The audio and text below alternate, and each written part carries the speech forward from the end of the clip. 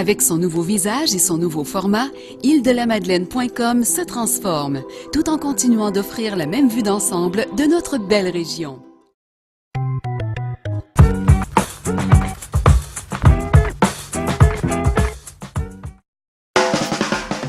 C'est le 20 septembre dernier que les directeurs généraux des 3 caisses des Jardins des Îles se réunissaient afin de procéder à d'importantes annonces d'investissement dans la communauté. C'est donc des sommes totalisant 190 000 $ qui ont été versées à différents organismes œuvrant sur l'archipel. 50 000 $ fut versé à l'Office municipal d'habitation des Îles de la Madeleine pour la construction d'un édifice de logements sociaux à l'étang du Nord. 12 500 $ fut également versé à la Corporation de services d'aide à domicile L'Essentiel pour la rénovation et le réaménagement du sous-sol du bâtiment qui abrite cette entreprise d'économie sociale. Entraide communautaire, un organisme pour les personnes qui sont dans le besoin sur l'archipel, s'est vu quant à lui remettre une aide de 10 000 $ afin de poursuivre sa mission. Le regroupement des organismes communautaires des îles a pu profiter d'un don supplémentaire de 10 000 $ qui sera versé, lui, en 2011 pour mener à terme son projet de rénovation. Les caisses ont également appuyé le centre nautique de l'Istorlet pour un montant de 10 000 $ pour le renouvellement d'une partie de ses équipements nautiques. Un soutien de 7 500 $ fut offert à la Société de conservation des îles par les 3 caisses afin d'effectuer les travaux pour sécuriser le chemin qui mène à la butte des Demoiselles.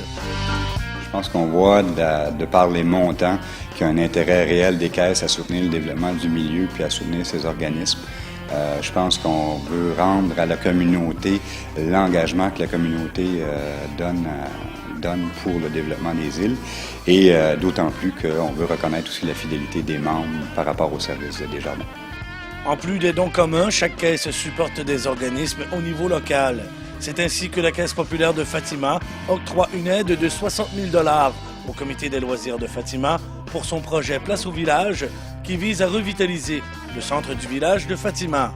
Pour sa part, la Caisse populaire des Jardins de Havre-Maison accorde une somme de 10 000 $ à la fabrique Immaculée Conception de Pointe-aux-Loups.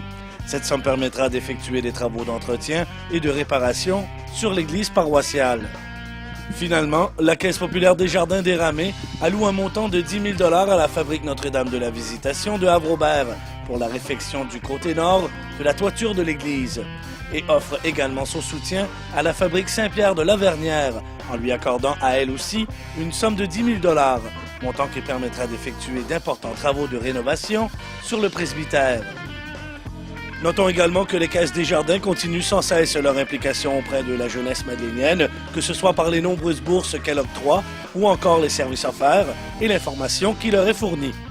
Les Caisses des îles, tout au long de l'année, on a plusieurs activités avec les jeunes qui sont prévues autant avec les élèves du primaire, du secondaire, puis aujourd'hui avec les élèves du collégial.